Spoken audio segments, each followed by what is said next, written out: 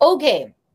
So, nung December 24, Noche Buena, ay nag-invite syempre si Bangag, the regular tradition ng mga buwaka ng Ginemes, Marcos Araneta Romualdez. Alright, tignan natin ang ating puting ahas na nasa loob din ng Malacanang. Alright. Nag-aaway-away ang Team Marcos and Romualdez, sabi ni Palangga. So nakatanggap tayo ng mensahe sa araw ng Pasko.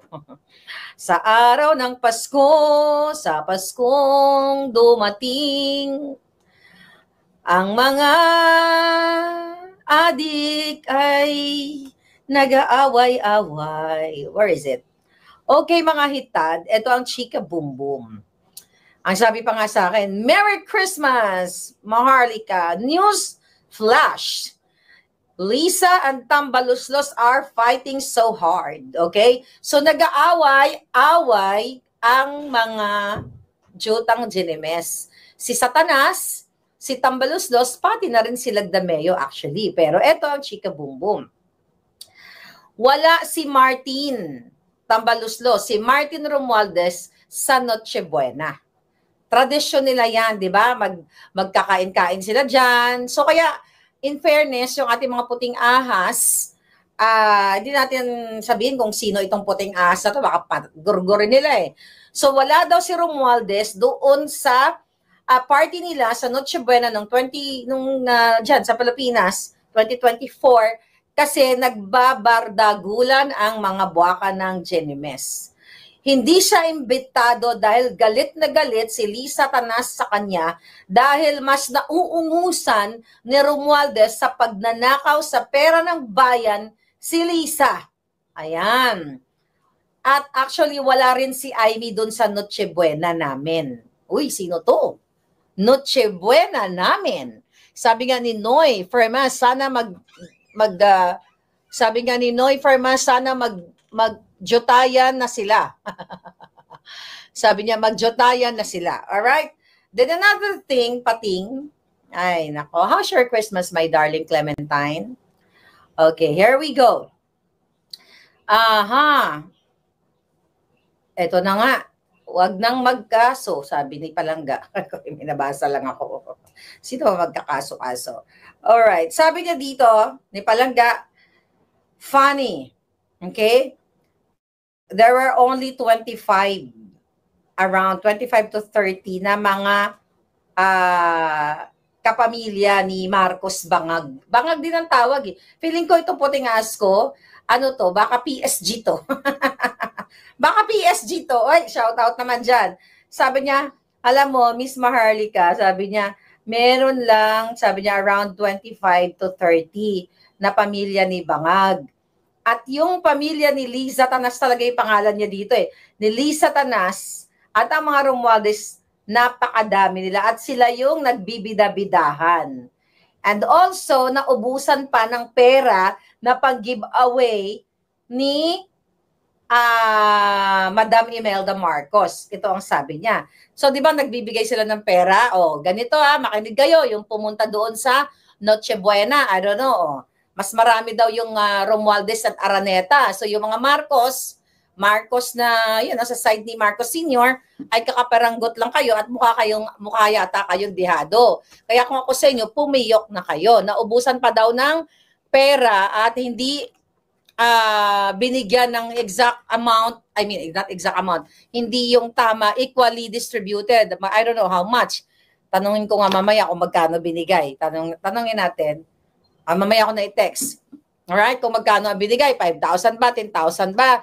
Kasi hindi naman lahat ng mga magkakamag-anak talaga ay magkakasundo. Even nga mga magkamag-anak, madalas nag-aaway-away. At etong nangyayari ngayon, ngayong Pasko, na nakita natin na mismo yung mga nasa loob ng Malacanang, lagi naman may nagsisend sa atin na information, ay nag-aaway-away sila sa hindi sa kakarampot, sa kakanakaw sa bayan. Tapos eto yung mga kamag-anak, ang ginagawa lang kasi ni Lisa Tanas at ni Marcos Jr., ini-invite yung mga kamag-anak ni Bangag at kamag-anak nila, yung hindi naman yung, kumbaga, less favorite. Diba? Yung mga less favorite na kamag-anak, ini-invite daw nila yan para lang sa kanilang pictorial purposes para masabi buo silang magkakamag-anak. Pero yung iba doon ay mga plastic-plastikan lang talaga at ang iba ay mga puting ahas.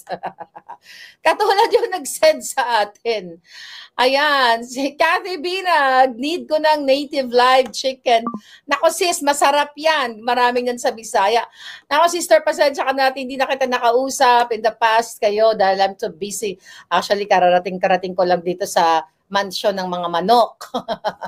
Naghanap ko ng manok para sa orasyon mo. Okay.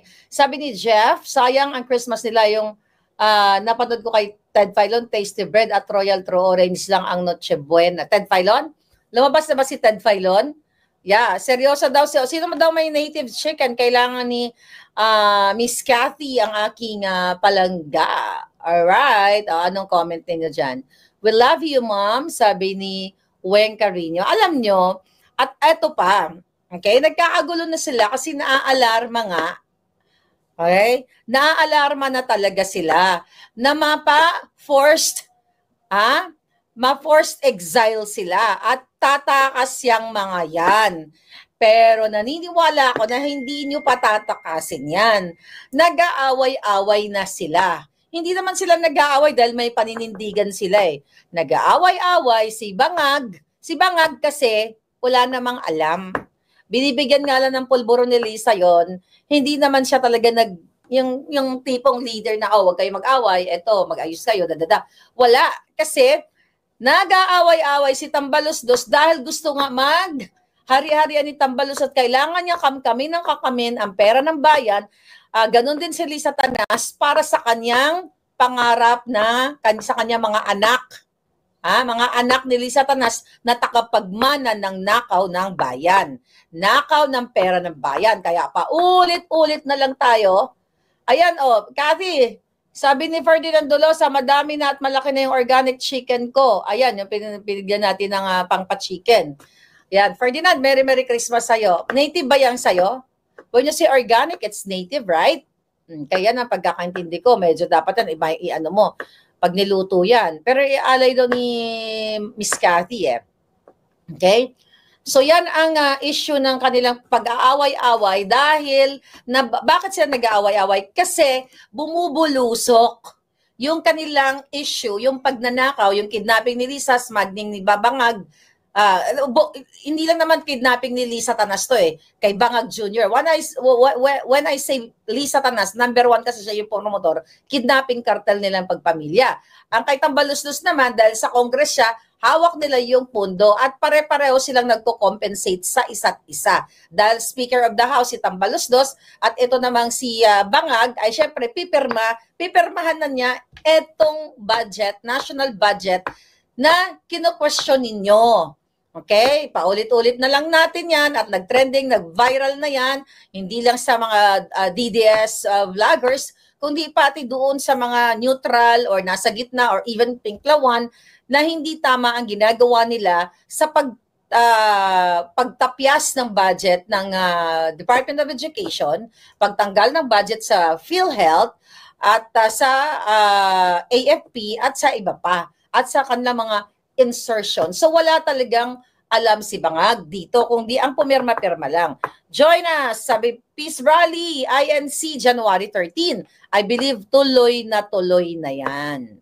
Okay? Tuloy na po yan. So, sabi ko nga, ilang expose pa ba ang kailangan pa jarbugin natin dito? Ilan pa? Nakita nyo na lahat yung korupsyon.